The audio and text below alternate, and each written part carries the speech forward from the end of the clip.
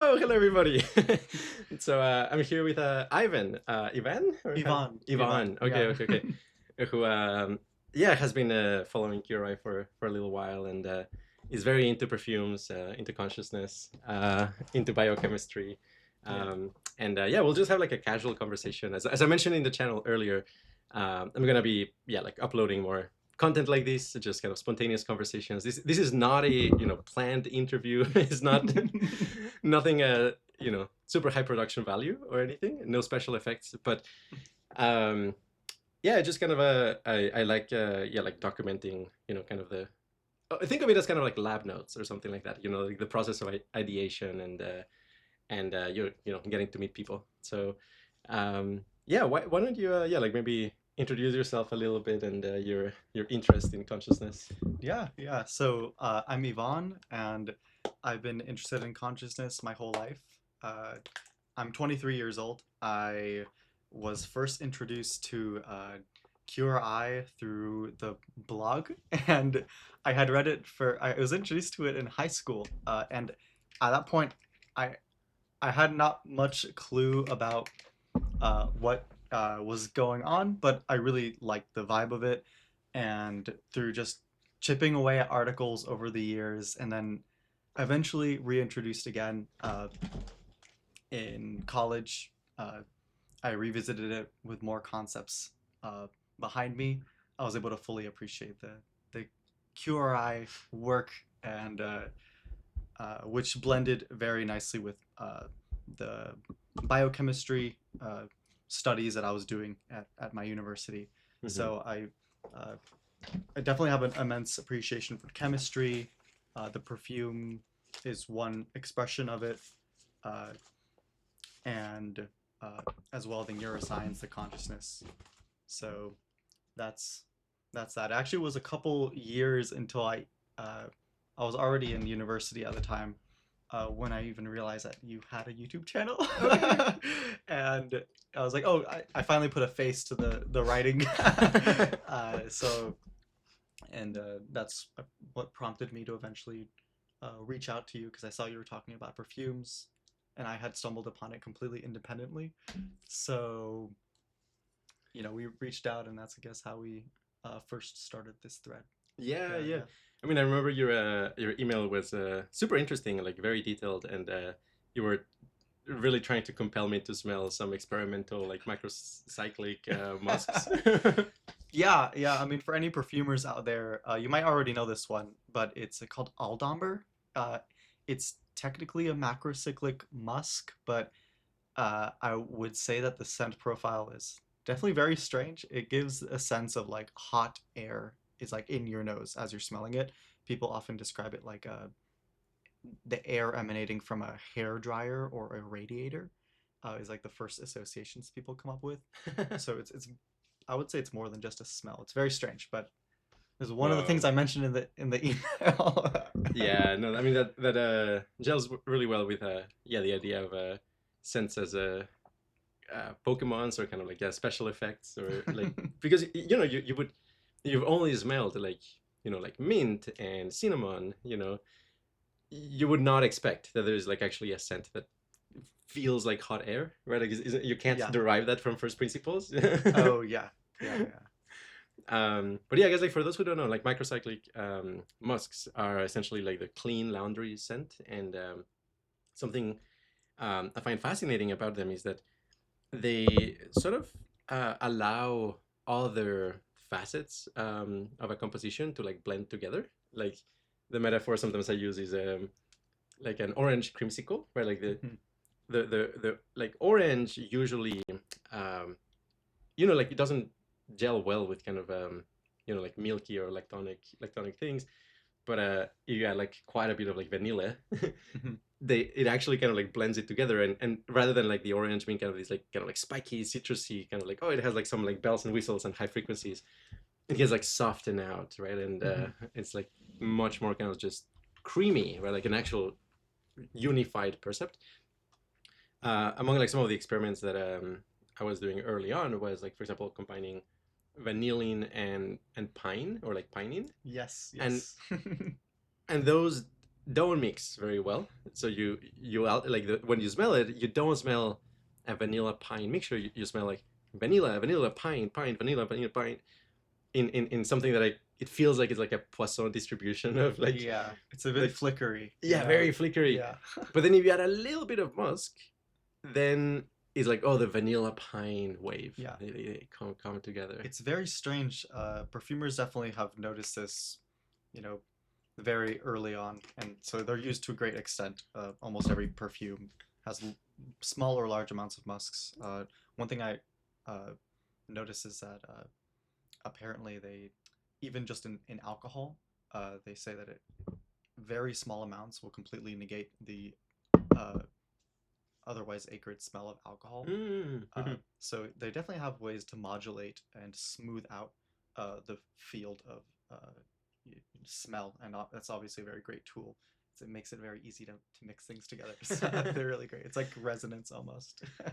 Yeah, a kind of universal reverb of some sort. And the other thing is that musks also demonstrate, well, this really has to be established in a proper study, but like, based on my impressions of like hundreds of experiments, that it collapses um, the number of just noticeable differences in other scents that you mix with it. So, for example, in the vanilla pine example, if it's just vanilla and pine, it's actually very sensitive to the precise proportions, like 40-60 versus 60-40. It smells different. Like the flicker is different, the quality is different. But with musks, if you add like a little bit of habanolite or isoe super amproxan, one of these famous musks widely used, those differences kind of like average out, and like it just anywhere between like 25 to 75 and 75 to 25, they smell the same, and like it's just like, oh, the wave of the vanilla pine mixture. So if you think about it, a state space of qualia, you can map its geometry with just noticeable differences as kind of like the unit of perception in a sense, or the unit of qualia. If you do it with color, you get this like nice kind of three-dimensional, almost Euclidean space. But if you reason about like what this looks like in scent, for the most part, these senses are kind of like preserved, especially with like very kind of orthogonal scents that don't interact very much. Like, okay, yes, like the just noticeable differences look Euclidean and flat. But because musks kind of like compress the just noticeable differences to few, you can imagine like the musk space in the scent space, scent qualia space.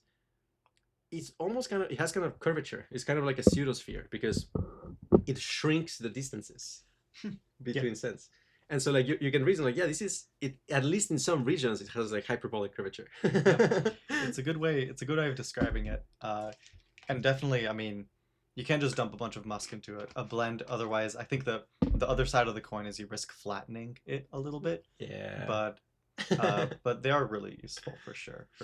Yeah. I mean, it's almost kind of like non-musk perfumes is itself kind of an experimental thing. Like, I mean, since for the last century, we've been using musks. I mean, first from the musk deer, but thankfully these days they're all synthetically made. Yes.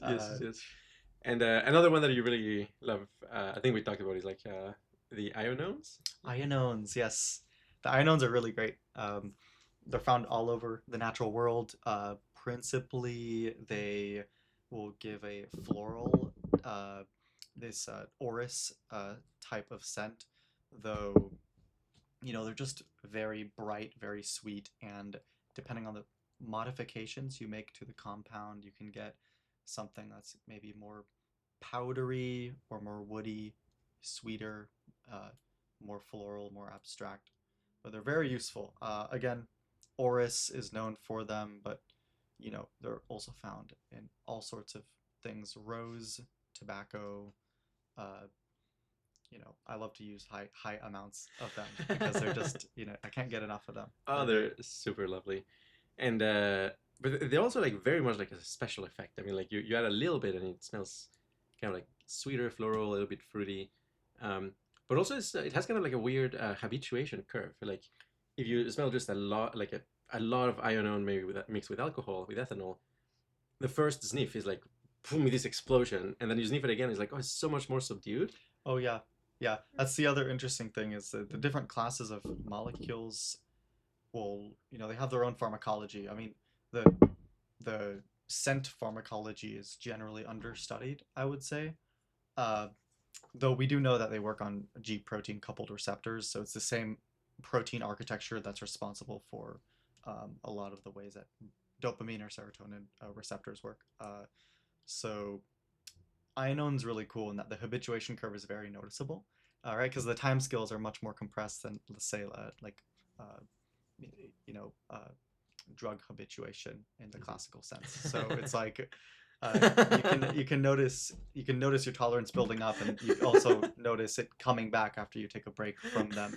And also different aspects will you get sensitized at different rates. For example, dihydroianone gamma has it comes in two isomers. One of them is more floral. The other one is a little bit more animalic barnyard. It's actually really strange. So if you smell, Oh. but typically it's in a racemic. So when you smell it, you'll notice um, the animal part gets sensitized more, and that goes away first, and the ion part will linger on a little bit more. And this is true not Mm. just for isomers, even within one, strictly speaking, one molecule. The different aspects of it might fade at different rates, so that you can definitely take advantage of that as a perfumer. Nice, nice. So yeah. Well, I know, yeah, most of the viewers probably are not super familiar with all the aroma chemicals, but so these might sound like, yeah, talking in language a little bit. Um, but like you can tell when somebody's like really into like perfumes and aroma chemicals. Like, we were on a walk like just now, and like I asked him as kind of like my first question is like, okay, can you list your top 5 aroma chemicals?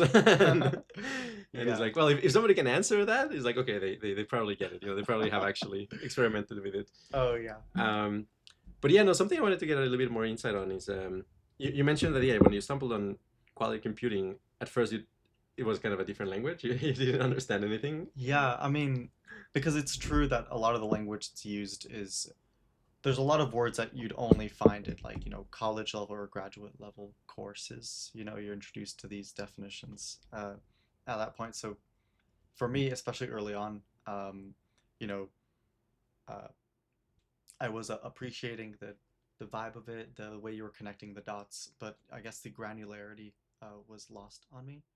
Uh, so, I mean, the way that I broke through that, I guess, is just how you would study for a class. I guess you just keep revisiting the material. You know, uh, read the same blog. Later on, a few weeks later, but maybe by then I had already read 2 or 3 other ones, and then this time I'm like, oh wait, he used that word before. He's brought up this concept a few times now, so it's not just a passing thing. This is something that's he's actually trying to weave some story with this. So this is an important concept, and eventually the pieces got filled in. And again, I there's 2 phases that I really was reading the blog more fervently, let's say. The first phase, back in high school, entering college, most of it went over my head. I'd say it was more recreational. Yeah, yeah. But Poetry. yeah, it's more poetic. More like, oh wow, isn't the internet so great? I can just find this random blog. I'm sure he knows what he's talking about. But but then then the second wave, I'd say, was characterized with an academic interest and a rigor. And part of me almost wanted to find and poke holes. Part of me wanted to see, like, okay, does this hold up to more scrutiny? And through you know uh, going through again now with a little bit more concepts under my belt, more having to do with especially the quantum chemistry, quantum physics, that was introduced to some of the basic concepts in my PChem course. I was able to follow more about the concepts you were putting out, and it made a lot more sense. It was connecting the dots a lot more. But yeah, definitely didn't click overnight. It took me a while. Um, and one big thing that helped was discovering the YouTube channel, because again, I didn't even realize, I didn't even know what you looked like for the first 4 or 5 years of me reading. But I found the YouTube channel, and that also helped seeing how you explain them in your in your videos that way, and seeing the concepts come out also as I was uh, watching the videos. You'd also upload stuff every now and then. I was like, okay, cool. Nice, Yeah. nice. Um, and yeah, we were talking about like yeah some of the core concepts that you kind of like latch on to or like were kind of informative. One of them was consciousness versus replicators. Yeah. That one I'd say is was more intuitive. I'd say Hmm. consciousness versus replicators. We were talking about this. It's this concept that you know it isn't a brand new concept. It's been pointed at in different ways. Uh, but it was I forget who with, but you were interviewed in consciousness versus replicators was the major theme of this interview, and as you were explaining it, you know, it made a lot of sense to me, especially because at the time I had recently. I was one of those people that had also stumbled across it independently. Mm-hmm. I don't know. Yeah, you don't know this, but just 2 or 3 weeks before I even saw that video, I had written out my own. I didn't post it anywhere, but it was almost like a blog describing um, a very similar concept. And then I found that I was like, oh, this is exactly what I was trying to describe, but it's slightly different words. So that was a big thing, uh, for sure. And then there's the other classic QRI concepts. The other one I really like is the coupled oscillators. It's Hmm. very generative, Yeah. and that one's also nice because you have the visual tools, Hmm. online, so you can play around with the parameters, and as a system, it's pretty generalizable. So I think Hmm. that's one's also uh, was an introductory point to me. Okay. So Nice. Yeah, I'm always curious about yeah like the funnels by which people kind of like stumble upon this crazy memeplex. I mean, one of those is yeah like perfumery. Others is yeah consciousness versus replicators. Other people are like yeah like through like AI or like trying to understand if computers can be conscious. yeah. And then another one is yeah like extreme suffering reduction. Hmm. Another funnel is meditation. Just people Yeah. start having these like profound experiences in retreats. And it's like okay, they can't make sense of it, and I wouldn't say that we have figured out at QRI like how meditation works, but we have like some Yeah. ideas, right? Like some conceptual frameworks, and yeah, Yeah, the Adesoy paper, the connectome harmonics, that was a big yeah, one too. yeah. Especially because I guess more of the biochemistry, neuroscience background um, clicked a lot. This I was introduced to that paper through your channel, and then I went and read the paper itself. But it's very wonderful, how beautiful. All the different harmonics that they put onto the connectome, and how that uh, they were able to have actually quite some explanatory power with that. Yeah. I remember when I found that paper, I introduced it to some of my professors. I was still in university. I was introducing it to as many people as I could because I thought it was just so cool. But definitely uh, flows really well with this wave-oriented um, uh, memeplex is the word you used. Was the that you're building. It's really great. It's a great paper. We are wavy. It's wavy. Wavy. Well, it's waves are not going to explain everything, and I mean, it is true. Sometimes people take LSD and think like, "Oh, I finally understand. It's all a wave. The universe is a gigantic wave." But it doesn't explain everything, right? Because like even if everything is made of waves, you still have to account for like, okay, but how do the waves like create a boundary in order to actually have like a unified experience that separates you from the rest of the universe, right? So you need like something else in addition to waves, and I mean, at least in the QRI space, it's topology that like, especially when you have like several fields that are oscillating and coupled to each other, you sometimes actually get like what's called like topological defects, right? Like where the waves kind of like get stuck in a loop, and maybe there's like a central point that actually creates kind of like a place around which there is a qualitative change, right? Like even if you have like waves, just like waves as kind of your ontology, you actually also end up having points where like I don't think like a universe just made of atoms and forces like explains reality or like our universe, when you get really down to quantum mechanics and so on, it's like, okay, like it's all waves, but it's waves that like reinforce themselves and create like solitons and create like actual packets that contain a finite amount of energy and it's quantized, right? So um, there's one way of kind of interpreting like points in reality in terms of waves, right? Like even you can think of an electron as kind of like the point where field lines converge, and like the field lines are kind of emergent out of these oscillations. Yeah. So in some sense, like yeah, maybe like atoms are kind of illusory. I mean, like they're kind of this meeting point between waves and Yeah. That's. yeah. I mean, yeah. Thinking about it in that way, the atoms and the particles is a sort of a, I guess like a knot in the electromagnetic field. It just comes from the a field. It's just a way the field can behave. Yeah. I think that's also a really generative way to look at it, and I don't know where the I feel like physics is that something that's talked about a lot in the physics field? Do you know that's uh, in research in papers if they're talked about in that way, or is this more of a QRI centered concept? No, well, I mean, it is definitely talked about in physics quite a bit. And if I talk to physicists and say like, okay, are topological defects the source of particles, and like a good number of like advanced theoretical physicists will say like, yeah, this is kind of like how we think about it. Um, but not everybody. Like there's some people who like um, think actually there's like not a good way of thinking about it. But in my experience, a lot of like physicists kind of like arrive at that independently. Oh, Yeah. cool. Yeah, like not seeing the electromagnetic field. It's kind of crazy that the like yeah, sure, like the universe is made of gigantic waves, or like it's a gigantic wave, but it's a wave that couples with itself and like forms knots, right? Like and the knots become kind of irreducible units that act as a whole. So Hmm. Yeah, it's definitely a more uh, holistic way of viewing, uh, a system in terms of its uh, uh, uh, topological boundaries and the what is it?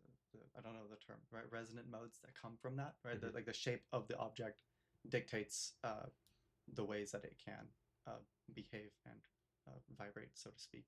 Yeah. So it's an interesting way of looking at it. Yeah, it's Yeah. a mechanism by which you can have holistic behavior, right? Like the whole expresses itself in any one of its parts. Hmm. Yeah, which is why I also really enjoy, two maybe seemingly completely unrelated things is like something like a DMT experience, and then something like smelling aroma molecules, right? I mean, the way that both of them lend themselves really nicely to being described in terms of fields and the geometries that uh, can go along with them is really cool. Like your hyperbolic geometry is also very very popular QRI based concept. Uh, Definitely a funnel. yeah, I think that's probably a big funnel because I believe that video got a lot of views too. So I feel like that's definitely one way a lot of people might have been introduced to the Qualia Yeah. memeplex. So that, and then also you know uh, scent seems definitely like also a very hyperbolic space. Yes, yes, So yes. and thinking about the different senses in terms of different dimensionalities. You talk often about vision being 2.5D, Yeah. right? And there's the auditory, the tactile, and consciousness happening where these interface in a way, right? Is a a way I never thought about thinking about it, but one of those things that's once you read it, once you integrate it, it's like you start noticing it, in your day to day. At least it's like how it went for me. So Nice, nice, yeah. nice, nice. Yeah, no, all of that. That whole thread is actually fairly recent, I suppose. Like it's something we really started to kind of like form at QRI in the Canada retreat in 2023, which was like the legal 5-MeO exploration. Mm. Um, where it became very clear, I mean, especially with repeated 5-MeO DMT use, that the sense of depth in the visual field is implemented through like tactile sensations and like tracking in a tactile way, that like if you can, like if you actually fully relax, which may happen in a medium to high dose of 5-MeO DMT, the visual field actually like collapses and then actually disappears.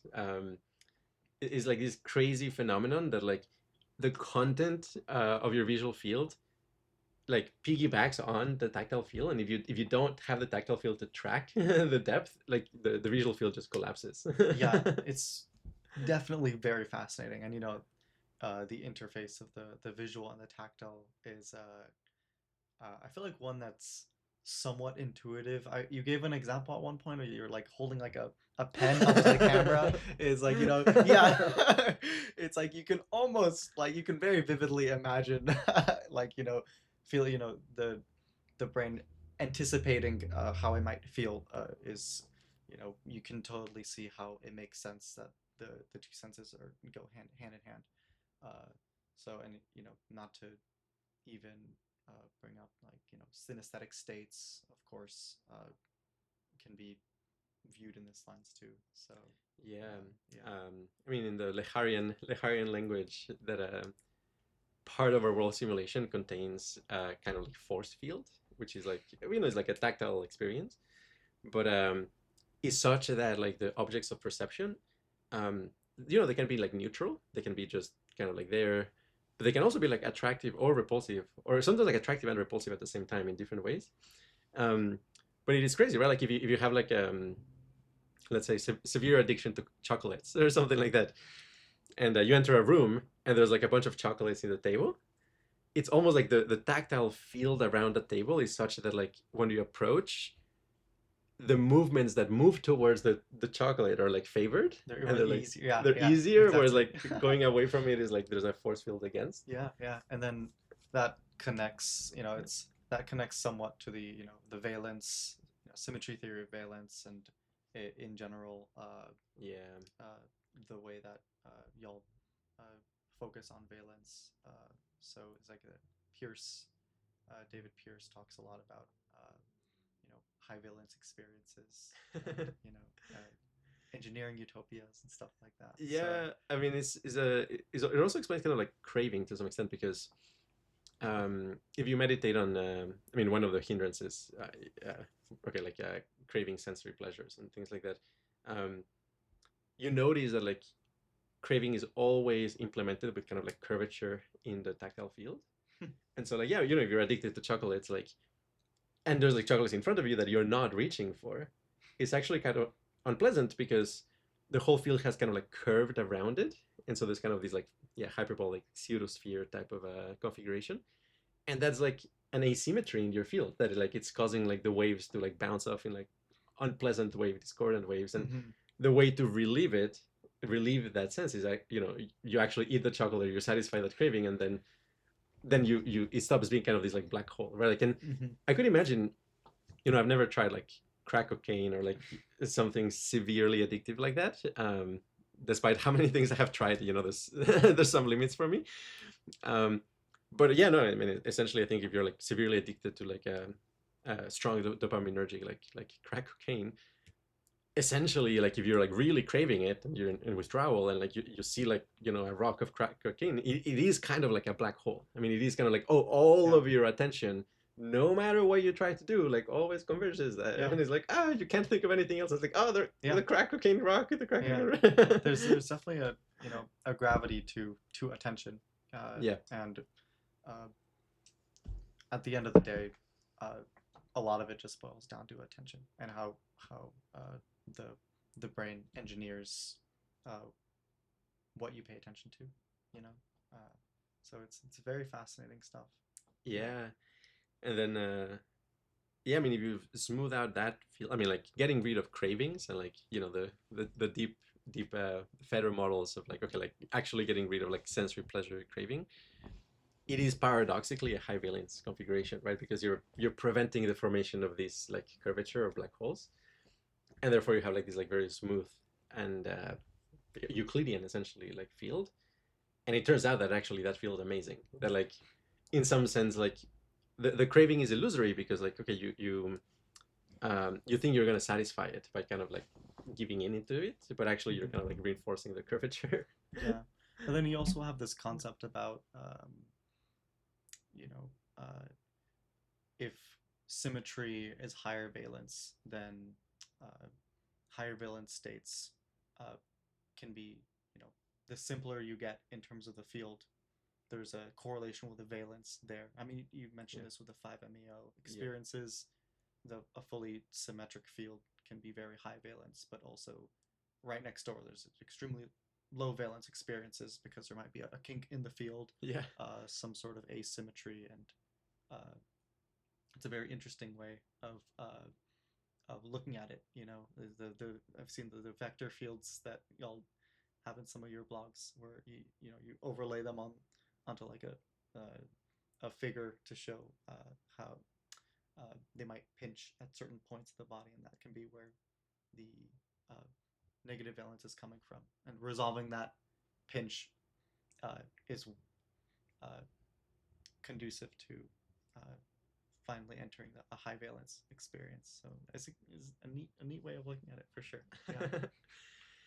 Valence, valence might be one of those words that it's when you start reading it, it's kind of an alien language. Yeah, it can be. I understand it comes from psychology, right? I mean, because my first introduction to valence as a chemist has to do with electron configurations, which might have the other kind of valence. Who knows? Yeah. Right. So, and my brother is a psychologist, so he helped describe to me that valence just it has to do with the feeling of pleasure and displeasure, right? Yeah. So in a more general sense, right? It's not only like body pleasure, but also like the feeling of love, well-being, or a mystical state. They all have valence, whether you really has it or not. Yeah, exactly. There's many different textures of valence, right? So, yeah. The other thing, well, and I guess a quick note there is that David Pierce doesn't tend to use the word valence because he really, I mean he prefers hedonic tone because he thinks like people latch onto it as a referent better.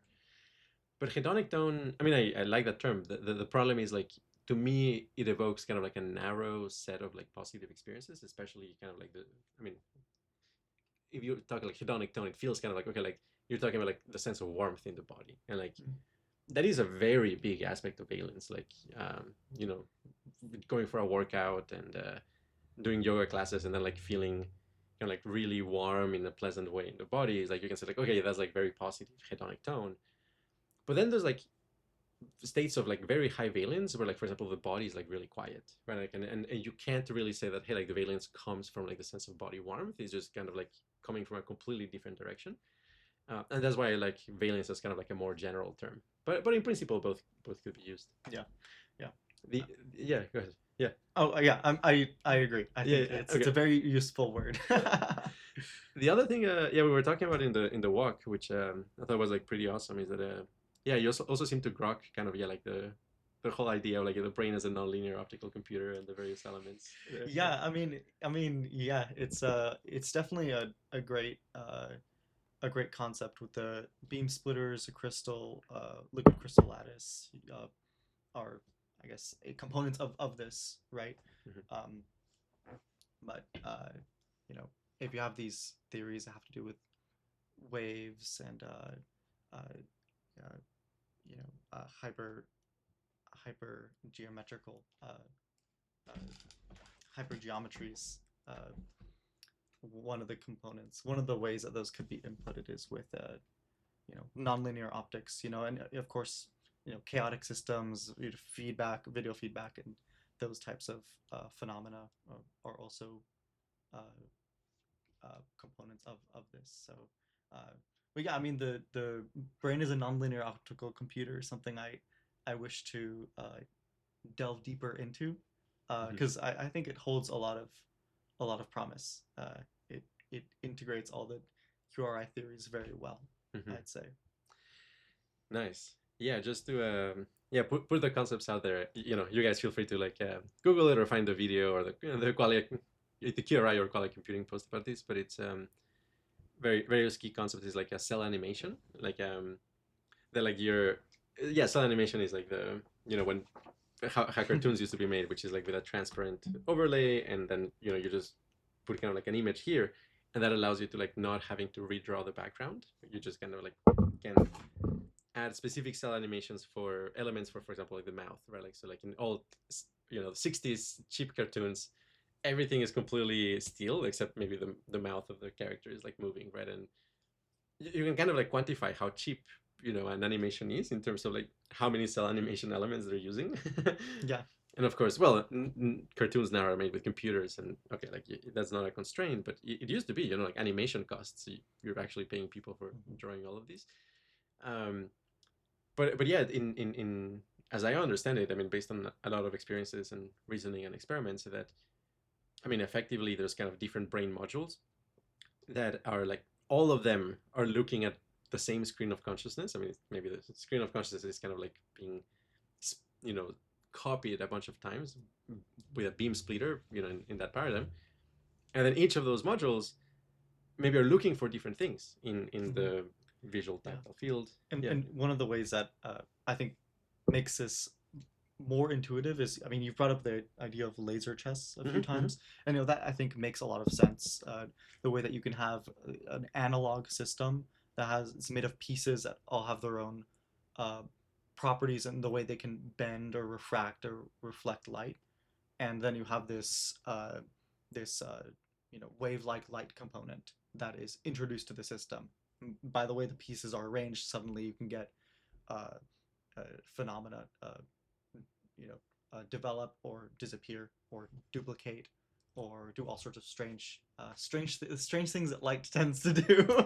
Yeah, Yeah. yeah. So Exactly. So laser chess, for those who don't know, it's yeah, these like kind of version of chess, which is like really awesome, where like the pieces can be like mirrors, for example, or beam splitters, where the light, it goes, part of it goes through and part of it gets reflected, or like absorbers or like shields.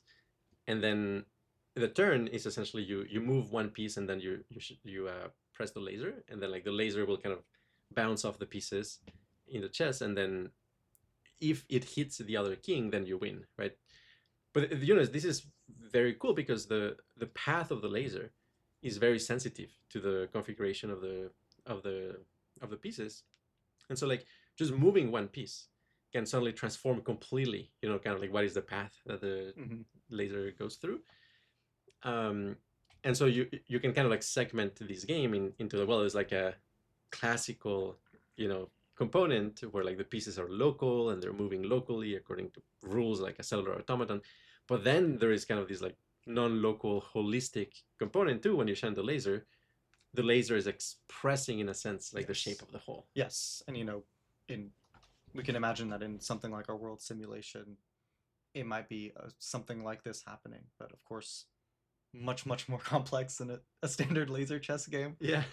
And you also have this idea about subagents, subagentic motives, and the ways that they may form coalitions or be able to see each other or even not see each other. And the way that I imagine that the way that these things might work is through something like a laser chess uh, type.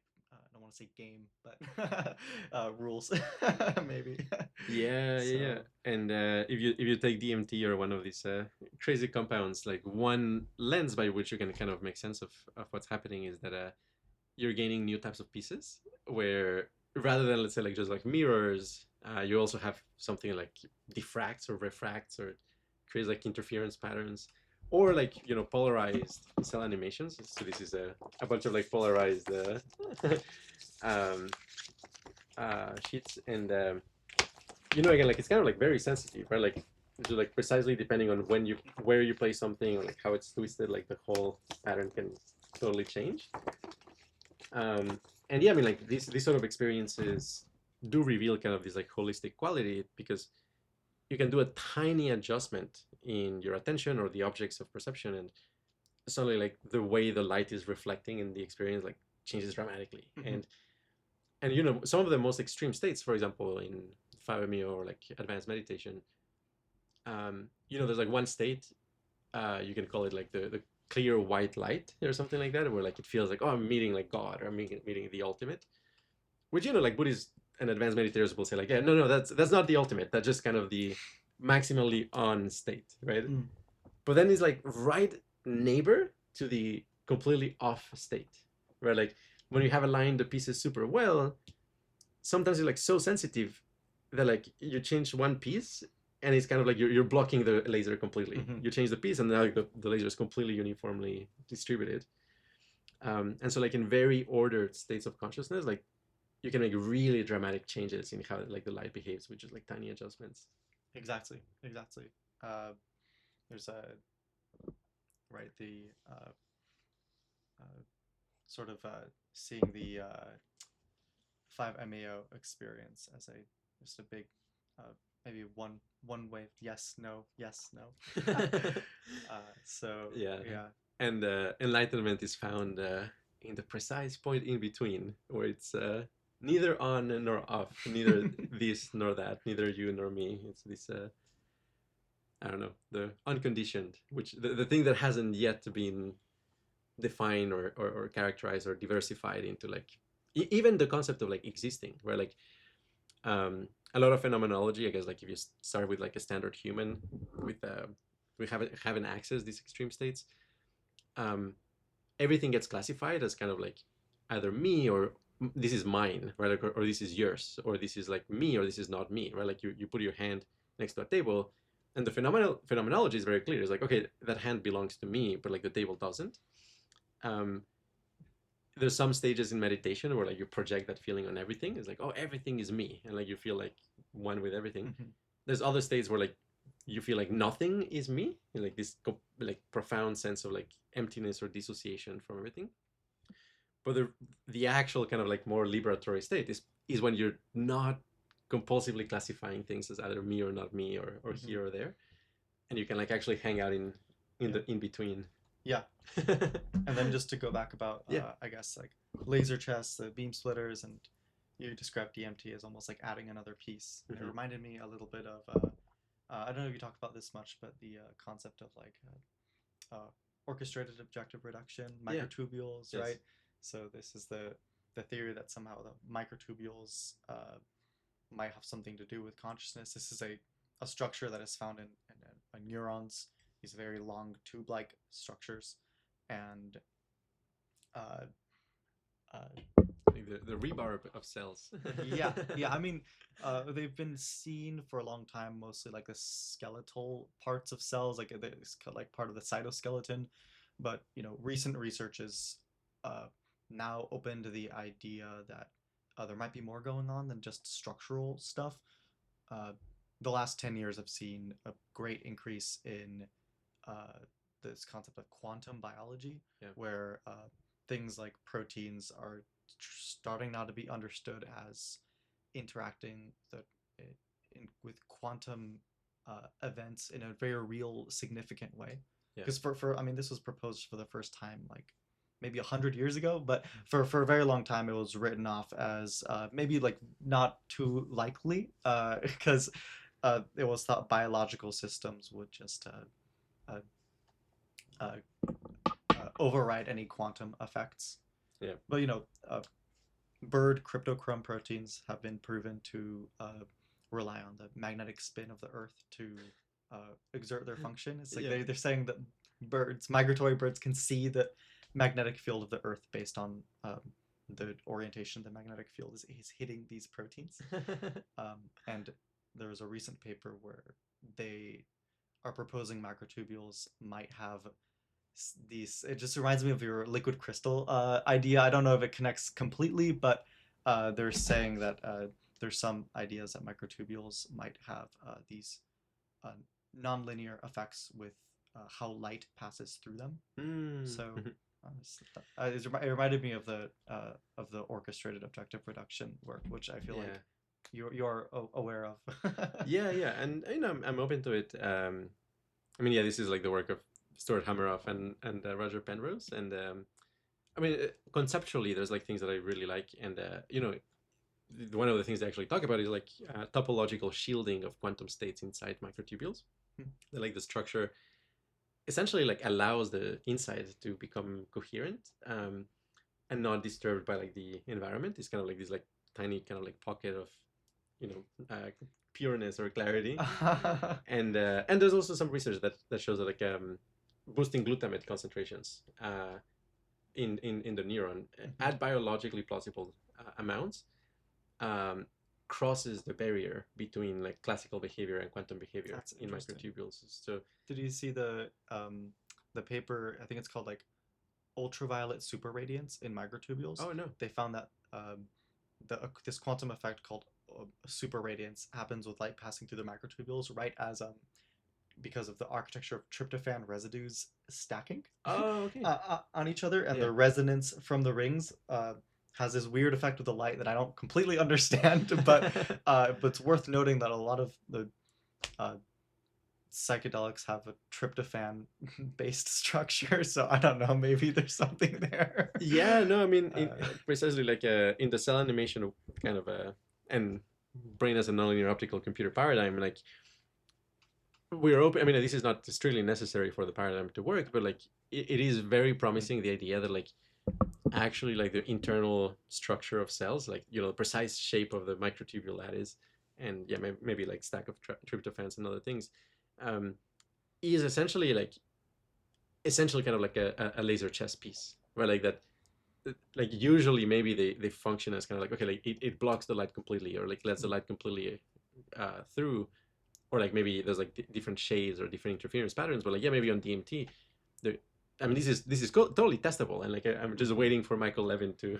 yeah, I mean, like, like start exploring DMT on his cells and research. all you got to do is introduce some neurons to these substances and see if the microtubule lattice, does the things that you might predict with the qualia insights Yeah, that y'all have had here. I, So I believe there's like, yeah, and I believe there's some preliminary research. I've got to find the paper, but like 5-MeO DMT like showing like changes in the microtubule structure. really, that's kind of cool. Yeah. And so this is like, okay, like maybe you're kind of like getting new laser chess pieces because the microtubulitis is getting reorganized like with the molecules. Yeah, who knows? I mean, I could see that as one avenue towards um, building that theory for sure. So Yeah. it's kind of cool. I guess time will tell. I didn't know Levin was working with the psychedelic compounds. No, I mean, I've talked about it with him, well, in a couple podcasts and stuff like that, and he said like he would love to, but like he doesn't yet have like the permits to do it, and he's busy with some. I mean, he's so good, but he's able to already discover a lot of interesting things without needing yeah, to but incorporate them. But it would be cool to do some actual empirical testing with yeah. them, and especially because it feels like low hanging fruit. It shouldn't be too difficult in principle. So And I suspect, I mean, I do suspect this is on the more kind of crackpot territory, but like I suspect it may allow, like, you know, Michael Levin has actually these beautiful kind of like microscopic visualizations of cells that are kind of like in the process of becoming cancer in a sense, which is like yes, they dissociate from. defect from the whole, right? And go ahead. Yeah. I mean, like they when they are like a whole, when they are kind of part of the same electric grid, as it were, um, the individual cells, there's two things that he describes as kind of like that makes them kind of like a unit with the organism. Um, One of them is like stress sharing. Like, okay, like you enter the electric grid of all of these Yeah. cells, and so if there's like stress over there, the stress kind of like actually kind of like travel, and like maybe you as a cell are like very good at metabolizing that particular stress, and so like there's kind of like load sharing, stress load sharing, load balancing, um, and then the other one is like sharing memories and kind of Yeah. that like the cells stop knowing who they are Yeah. because the memories were kind of like spread out and holographic and shared across Oh. the group. One of the things I really admire about Michael Levin's work is the way that it very elegantly explains how something that is made of many parts, like a multicellular organism, can still have this experience of oneness, or at least this, it really seems like a whole experience. And yeah, the way he talks about the stress sharing, the electric grid also. I mean, it should be noted that cells have very precisely tuned protein architectures on their membranes that allow um, connecting to other cells, and that includes passing electrical currents. So I don't know. He has this really cool video of it.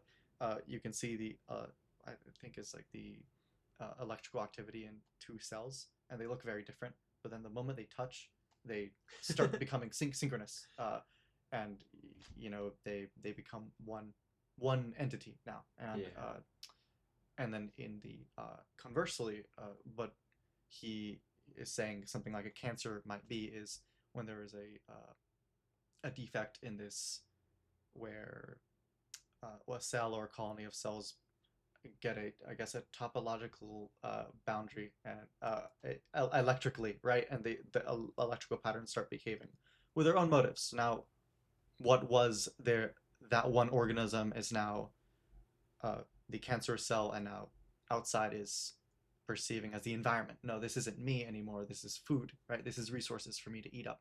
And you can see how that could be, not great for the whole organism. Yeah. And the way that he also, one of the experiments he did, he showed that you don't need a oncogene, this like a molecule that induces cancer, to cause the cancerousness of cells.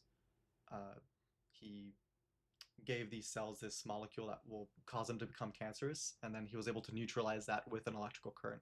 So it's not just about the molecules. It seems that the electrical component is important, and of course this vibes very well with the laser chess and all these the light oriented stuff. It's kind of cool. And my guess, I mean, this is the crackpot thing I was going to share, that like if he were to like administer like DMT or 5-MeO DMT to, let's say, like these like semi-cancer, like cell that is like kind of like toying with becoming a cancer, I bet like that they become unified again. Like I bet like it might kind of like really help the organism like actually integrate like the various facets in different ways. I mean, this is, let's say like when I was in Brazil taking ayahuasca, I mean, yeah, very, very kind of like personal, weird report, right? But like, so I have like this tiny, benign, mole, I think is what it's called, like over here. It appeared like 10 years ago or something like that. And at some point I was kind of like having dreams of like, oh, is this a cancer? Like, what is going on with these cells? Like, why are they differentiating into these little, I've seen a dermatologist and it's like, oh, don't worry about it, right? But there's like a sense in which like, well, a tiny mole is kind of like a pre-cancerous configuration. It's kind of like toying with like, okay, like, am I gonna get separated or not? And I suspect, I mean, this is very much in the crackpot kind of ayahuasca hallucination space, so that kind of like moles and like these other kind of like semi-cancers, like kind of like, actually they are kind of skunk works in a company, right? It's like you isolate a group a little bit, they still have like meetings with others, but like it's like, okay, we're gonna shield you from the rest of the company so you can like figure out a problem, and then and be very agile and very fast at doing that, as opposed to having to wait for the paperwork of the entire organism. And then maybe you come up with solutions, and then those solutions can actually be shared with the rest of the organism. And that's kind of like what the mole was telling me on ayahuasca. It's like, yeah, no, don't worry about me. I'm not a cancer. I'm just kind of this like tiny research group that is providing I'm just doing some computation for you. Yeah. So like, it's like, well, maybe yeah, like I mean, why do we have moles, right? Like, why didn't we get rid of them? It's like, maybe they're doing something for us. And yeah, David Chartrand, somebody in the consciousness research field, I mean, he was saying like, yeah, maybe a therapy for like early cancer might be something like take ayahuasca and like talk to your cancer. Like try to convince it. It's like, hey, like, no, actually, join the company. Don't. There's all these benefits. Connect it to other like regions that you might make friends with, and but it's also like double-edged sword, because in very unpleasant DMT experiences, big warning, like DMT is not guaranteed to be a pleasant experience. In fact, you're rolling the dice every time you take DMT. I've done it like over 1,000 times, and like I'm very comfortable with it. Even like super weird, unpleasant experiences, I was like, okay, yeah, this is fascinating, actually. Like, but some of these experiences essentially feel some kind of like psychic cancer, that like the fragmented state on DMT, where you have these competing clusters of coherence, I mean, sometimes they all harmonize and they create kind of like a commonality or like a nice ecosystem. But sometimes there's kind of rebellious parts that like coordinate with each other and kind of the sub agents like conspire against the organism, and you may be like colonized by like bugs or colonized by like worms or like really ugly things that are kind of like eating at your energetic body or something like that.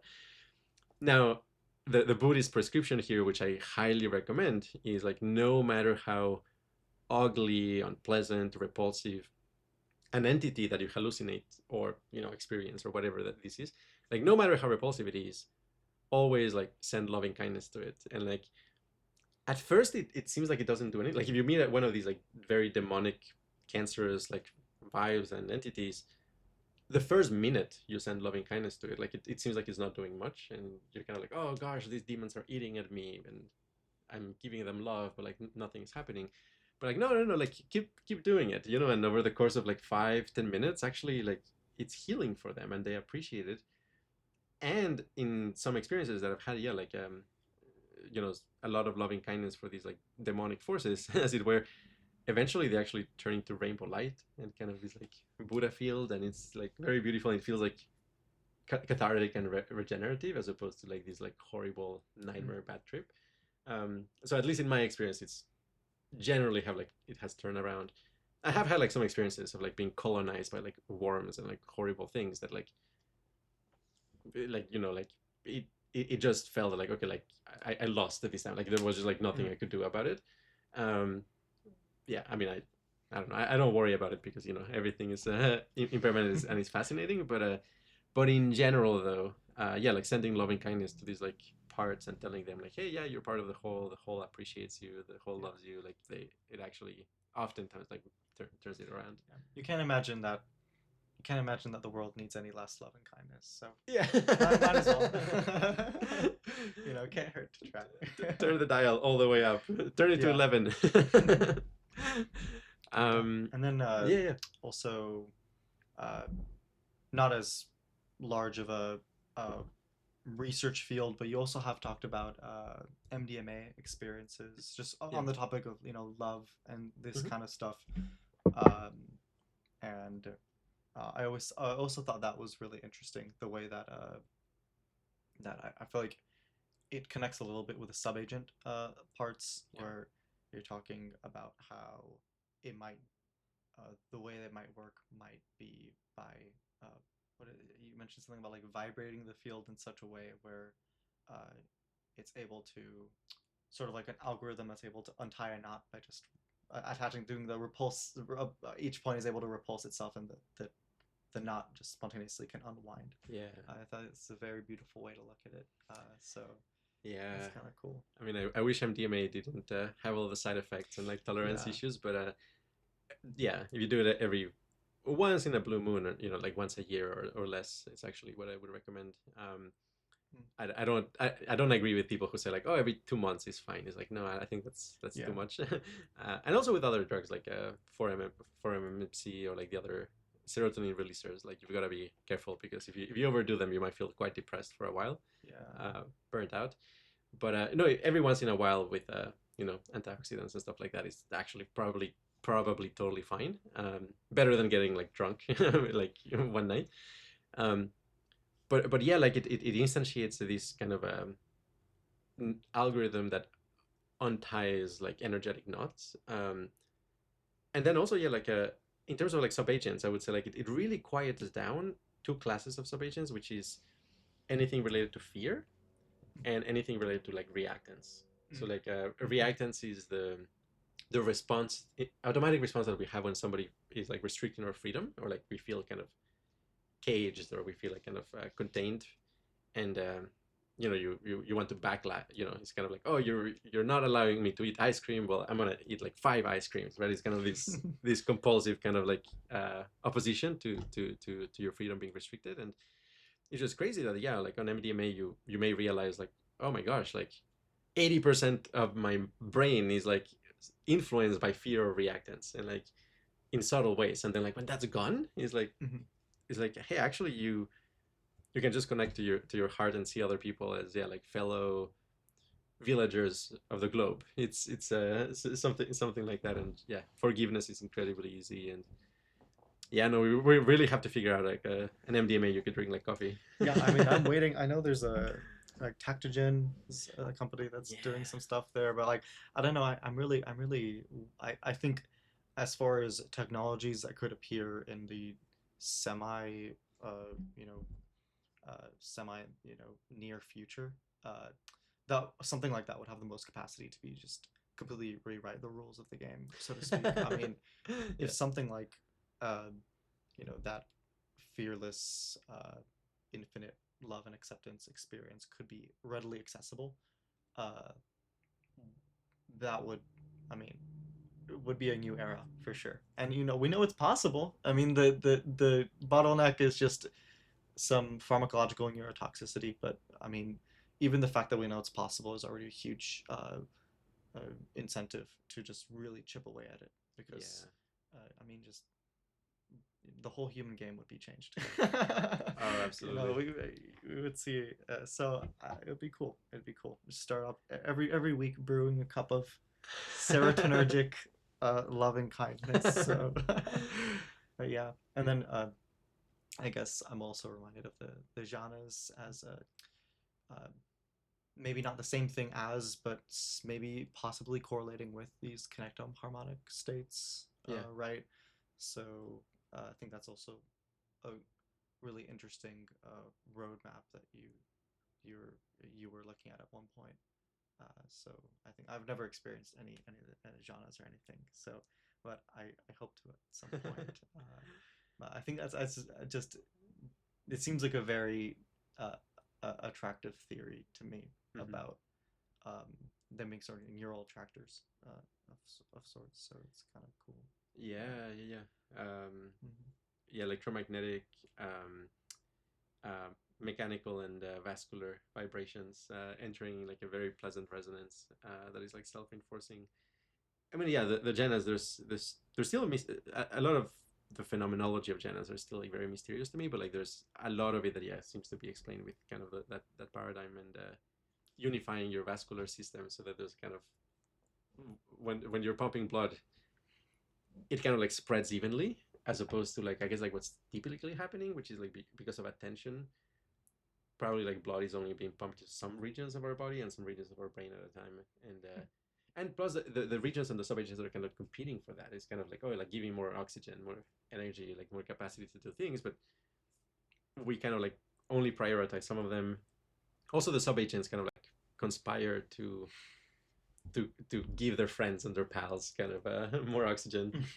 And in both Ajana and MDMA, the phenomenology is much more like, oh no, everybody is getting oxygen. Just like there's no kind of like Mhm. preferential or like favorite subagent. It's just like yeah, you're Yeah. just feeding everybody. Yeah. Yeah. Amazing. Let me think like any other big topic. What oh yeah, yeah, I guess like I should mention like yeah, you have a perfume brand that you're developing. Yes, yes. When is it gonna hit the market? When's Um, the my brother and I are working on perfumes, and we're working on a website right now, but it's called Fractal Fragrances. ooh So I think right now if you go to fractalfragrances.com, you will be met with you have to enter a password or something because it's still under construction. yeah. Uh, but we're working right now on getting labels for bottles and stuff. But just some other creation. I mean, uh, I'll let you know when it's officially up. But right now it's still a work in progress. But we have some mostly inspired by the chemistry of the odors, the different qualia that you might get. One I really like is called Plumo Tabac, and it opens up very plummy and fruity. It's like dark, ripe red fruits, and then uh, the like leathery and smoky parts of tobacco come up as you wear it over time. Is Oh. inspired by the fact that a lot of the molecules in tobacco look a lot like the molecules you'd find in plum. So I thought, why not mix the two? Oh, Well, there's a interesting. lot of other stuff in there too. I was just Yeah. thinking about that earlier. Ionone, I suppose. Yeah, ionones and also a bunch of secret stuff. Okay, okay, That okay. but sulfurs are weirdly very useful in perfumery. Because I mean, okay, we haven't even talked about Leukoturin, Oh, right. but just he also has mentioned at some points sulfurs and their interesting effects.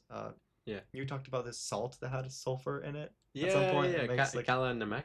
I It's think so. yeah, I've got it here somewhere, You but know, yeah. like in trace amounts, it just makes things taste better. I've Yeah. never tried it, but Oh, I you haven't. suspect it's the same, similar concept as uh, in perfumery. You need a little bit of something bad smelling to make it something smell more realistic and three-dimensional. Yeah, yeah. Like So the badness causes a little bit of a pinch or curvature that then the rest of the things are trying to compensate for. And okay, without telling you which one this is, let oh, me just like show to the camera.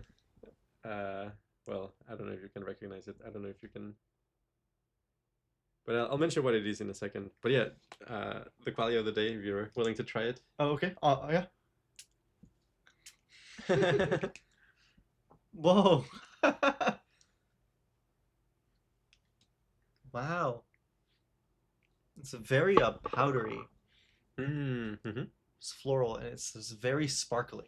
It feels like it's like hitting in like a fireworks. Nice. There's obviously it's linalool in here. Yeah. It's like like that like plush softness of lavender. It smells very purple. Nice. But there's also something like dry and slightly metallic under it that reminds me of some like citrus. Mm-hmm.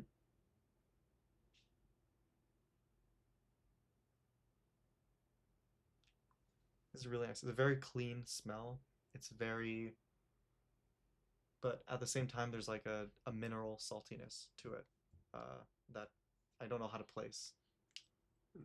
Very nice. But what I have no clue. Oh yeah, What is it's a Eau de Cologne Vide. what is this? So it's one of the QRI scents, and it's I mean the main concept of this one is I mean essentially is like this idea that okay, perfumes maybe have like tend to have like three facets or three aspects. Scent qualia, which is the flavor, you know, it's like, oh, is this like lemon, is this orange?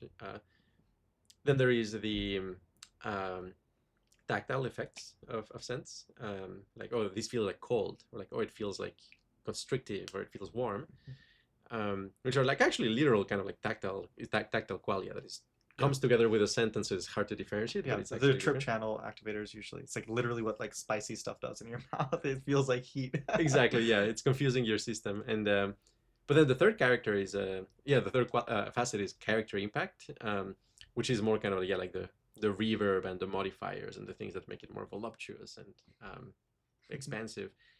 And so the concept behind this particular composition is like, hey, let's make something that is just character impact. Yeah, that's totally what I get. It's like the very first thing I smelled when I thought when I smelled this was a like it's very it's like texture. It's like a it's very like again it's like fireworks. It's like powder. It's a you know I'm thinking of like sandpaper. I'm thinking of these very textured things. But as far as like, okay, I was wondering why I couldn't place like a specific object. I was trying to think, is this bergamot? Is this lavender? Is this like, am I supposed to be getting like, you know? And there's aspects of like maybe like lavender or rose or something, but Yeah. like way more apparent are this like this field of like it almost feels like physical like specks of stuff. It's like it's like really fascinating. Yeah, that's. Oh, I feel I'm like so I just glad, put yeah. like talcum or like baby powder on. It's kind of. The other sometimes people say like it smells like or adjacent to like gasoline. Oh, really? Yeah, I don't think like gasoline precisely, but like some kind of fuel or like some Yeah. accelerant.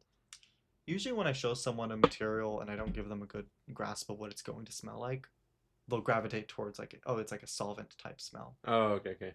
Yeah. But then when I will say something like, well, this is found in like lavender, for example, then it tends to click for them, where they're like, oh wait, actually I do see that aspect.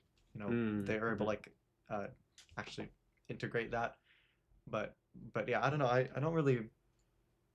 I wouldn't say gasoline or anything like No. that. Okay. But So the I mean, this has a it's a very simple scent in that it has like only 7 ingredients, and very disproportionate. I mean, it's like there's 3 ingredients that is like the bulk of it. Then there's like 3 ingredients that are like kind of like slight modifiers, and then there's like 3 ingredients that are just like a very, very, very tiny amount of them. But the 3 main ones, I mean, there's like the center of the composition is linalool, linaloyl acetate, no, phenylethyl alcohol. So okay, like the rose, roses. Yeah. and then the third one is fructone.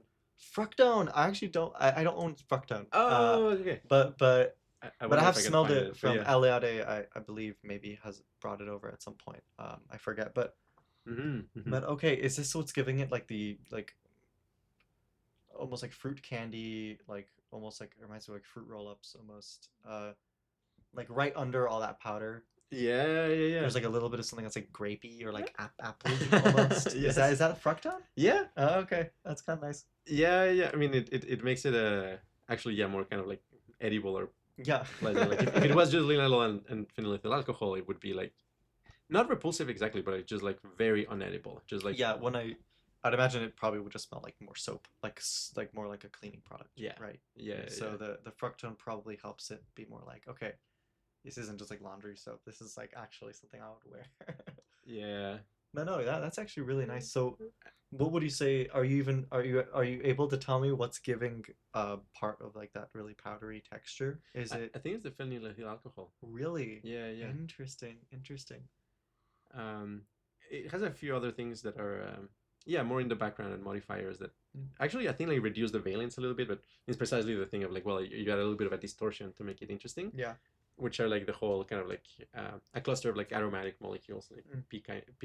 Oh yeah. Oh, that's why there's a bit of a spice to it. It reminds me Yeah, a little yeah, bit of like there's like a something like that again, like a spice cabinet. You know.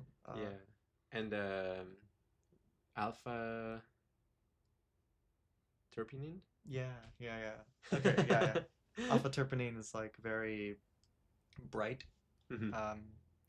To me, like on its own, it reminds me of like pine sol almost. It's like very like bright and citrus. But there's like it has definitely unique effects in blends. Yeah. You use small amounts for sure. Very cool. That's very great. But yeah, I mean, at some point, yeah, I'd love to like collaborate on like creating a composition. That would be Yeah. super fun. Yeah, I would love to. And yeah, I mean, you guys, you can buy this in qri.org/scents. And yeah, actually, like Eliade is the one who's currently preparing them for shipping. So Yeah. I guess yeah, like we can talk briefly about Eliade because he's a really awesome guy, and he became friends with Ivan after I guess being connected through Yeah, through the Yvonne. space. Yvonne, sorry, Yvonne. Yeah, Eleni is great. I was introduced to him through Andres, and he's a fellow perfumer, and we talk all the time about aromas and the way that the molecule, the structure of the molecule connects to the scents that you're getting. How to get how to amplify certain textures, right? These unique textures in aroma space.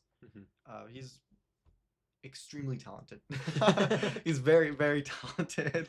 He sent me a box at some point where he did this scent that was like he made a lot of really great, extremely realistic scents with recipes that did not involve as many materials as I thought you would need to get something so realistic. But one of them was a tortilla scent, and I remember thinking that was so funny because you never see like a bottle of a tortilla scent like out like sold anywhere or anything like that. But yeah, exactly. Very multifaceted tortilla, and he was kind enough to add a salsa or tomato one too, so you could put both of them on and get the full experience of being like a Mexican restaurant. Oh, that's so lovely. Yeah. It's like yeah, it's like what kind of food are you? Yeah, it's like what are you gonna put on your tortilla, right? It's like oh, today I'm like a tortilla with tomato. Today is tortilla with beans. I think he also made an accord that is like sandwich. It smells like kind of a Subway sandwich. Sandwich. I actually haven't smelled that one. Okay. I haven't had the chance to smell that one. And then also he showed me one which was a strawberry jam, which also is very much to smell like strawberry jam, and I think he figured out how to do it. Yeah, yeah. But yeah, I mean, I would say like I mean, the thing that like I appreciate a lot of a lot of things that he does, but like the thing that really impresses me the most, and I find like okay, like this is like really pushing the envelope when it comes to like understanding or mapping the sense space is his extremely detailed descriptions of the phenomenology of like individual aromachemicals, and you know he has like a Substack of 50,000 words describing like in excruciating detail like Yes. hundreds of aromachemicals, and so he really knows his stuff, and yeah, no, I think we can do great things together. Yeah, the way he's able to notice things in the scent and describe them very specifically, I'd say, because you know I feel like the average person has a very hard time describing scents, so it's definitely a great wealth of knowledge. Because with aromas, it's like you almost need to fabricate your own vocabulary around it because there's just not a lot of it's difficult to come up with like reference points for you know like you could with like colors or tastes, right? So it's definitely an exciting. I really love getting to hear his descriptions and getting to work with him. Yeah, he's a great guy. Yes. So Like, definitely, hi Eliade, if you're seeing this. hi. Yeah, definitely check out his stuff. I think he does have a website. So um, definitely check out his sense. Yeah, yeah. I'm thinking like yeah, like any other big topic that comes to mind. Yeah. What thumbnail would you use for this video? Thumbnail for this video. I don't know. Yeah, you always use the most interesting thumbnails. It feels like every time I see the thumbnails for your videos, I feel like I need to solve a puzzle or something. I'm like, how does this relating? Where do you find this? So I don't know. I'll let you choose. Okay. I'll see it when it comes out. Fantastic. Yeah.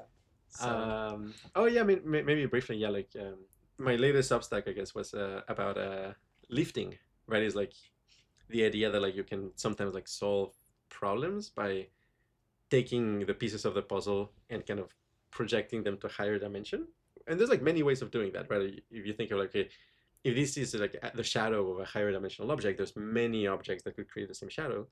But also those degrees of freedom actually give you like wiggle room, allows you to like solve things. So like sometimes it's like, oh, how do these pieces of the puzzle, you know, how do they come together? It's sometimes like much easier to have kind of like a three-dimensional workspace where you can, you know, try different angles, and once you get the pieces of the puzzle together in 3D, then it's easier to then like flatten it out, and then like, oh, okay, like it gets solved in 2D as well, but like the 3D give you more degrees of freedom to solve it.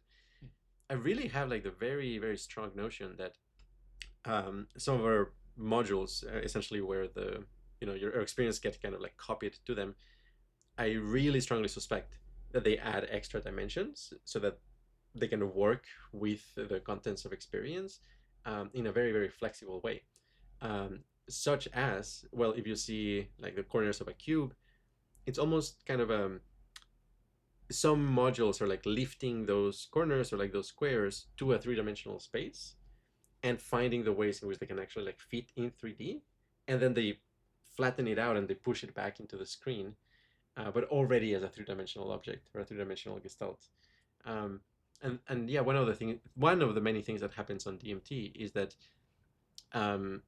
suddenly the objects of perception seem to acquire these additional degrees of freedom, like they get kind of like freed up, and there's a sense in which you can think of your experience as kind of this solution for how all of these objects can like fit together into a three-dimensional space, through which is, you know, a complex problem to solve.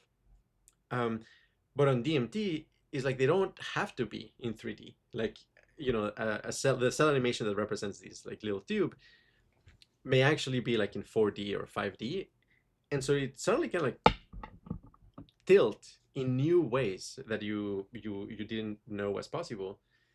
And because it can be very high dimensional, so, you know, one of the things you might notice is like you actually experience like some of the gestalts become kind of like needle like, or kind of these like thin tubes, or like these very flat structures, and I wonder like, hey, why is that happening? And just a couple of days ago, I was with Claude programming some like simulations. I'll probably put that online and allow you to play with them, where I take a bunch of like cubes, hypercubes, or squares, put them in a very high dimension, and then allow them to couple with each other in that dimension. Yeah. And then you see in the projection how like they slowly kind of like align and coordinate, and it looks very DMT like, kind of the come up of a strong dose, where you find like, oh, these like E8 or like this like really high dimensional thing allows like all the gestalts to kind of like reorganize and form an object that is inherently higher dimensional and has a lot more symmetries Yes. than before. Yes, I've seen it. It's very beautiful. Also Okay. just to add, like the way that it finds these solutions is really, it's a great visual. Oh, thank you, thank you, thank you. So So yeah, look for it. I should actually probably publish at least the URL today, because I want to showcase it in tomorrow. I'm doing like a presentation about meditation as biological prompting. really, Yeah, it's kind of this funny idea of like similar to like a large language model, right? Like a lot, it's super smart, but like you don't access that intelligence unless you know how to prompt it. Hmm. I think it's kind of similar with meditation. It's like what kind of states you can inhabit and explore has a lot to do with like how you're prompting the system and what kind of techniques you have for it. Like if you're like very concentrated, for example, um, the way Robert Bayat talks about it is like, okay, like you have kind of this like fragrance of your experience, and sometimes like, okay, you're very concentrated, very calm, very very blissful. You just like quietly say something like joy, and it's just like a tiny dot. It's like, okay, this tiny drop, you know.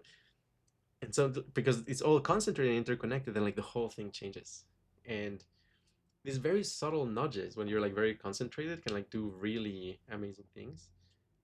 Even when you do it in kind of like very cross-cultural, like um, like a large language model, like if you think like, oh, I can only prompt it with text, right? It's like, I can only prompt it with English. It's like, well, you're missing out on a lot. You can actually prompt it with like emoji sequences, right? Like you can prompt a large language model with like crazy characters, and it's gonna try to interpret it, and there's some subspace where all of that like natively talks in emojis too. The same with the brain. Like I feel like a lot of people, let's say like more close-minded or low in openness to experience, very very broadly, it's kind of like they're stuck in an attractor where they're prompting their brain using a very small repertoire of actions, right? So, and then of course like the states that they inhabit reinforce those prompts, and so they never kind of actually explore how the experience will unfold if they prompt it in new weird ways. And a lot of meditation is kind of like, oh, you're gonna exit the manifold of like how you interact with the brain and like start prompting it in completely novel ways. It's like if you've never done like meditation on pure space, right? It's like the idea of like, okay, become space, or like inhabit space, embody space. Is like your brain has never gotten those instructions. And so like really novel things may actually start to unfold. I really like that idea. That's an interesting way of looking at it. Yeah. It's fun. It's fun. And well, what they're trying to do, like these Ecolapto is like the collective Oh yeah, yeah. working on this, Big and thing. Adi, yeah, well, the leader of the group, it's I mean, he essentially, yeah, like wants to kind of explore this idea of like kind of like prompting, but like in a more general sense, including biology, and he interprets a lot of like what Michael Levin is doing as kind of like prompts for biology. I was gonna say Michael Levin has used that terminology before, like Oh, okay, okay. I believe he has. He talks about, or at least like the way that he sends the electrical signals to, let's say, like make a tadpole grow an eye where an eye would never grow, like on the tail. Like he's able to do this with certain electrical signals. He's I believe he's called that prompting before. Okay. So maybe so I can see why the two would connect. Yeah, that's kind of cool. That's amazing. Cool. Yeah, no, I think this is a good time to stop. It's thank you so much for agreeing for this like super impromptu conversation. I think it was super fun. I really appreciate it. Yeah, thank you. Thank you for having me and for inviting me into your space. This has been a really great conversation. Yeah. All right, guys, take it easy. Infinite bliss. Ciao.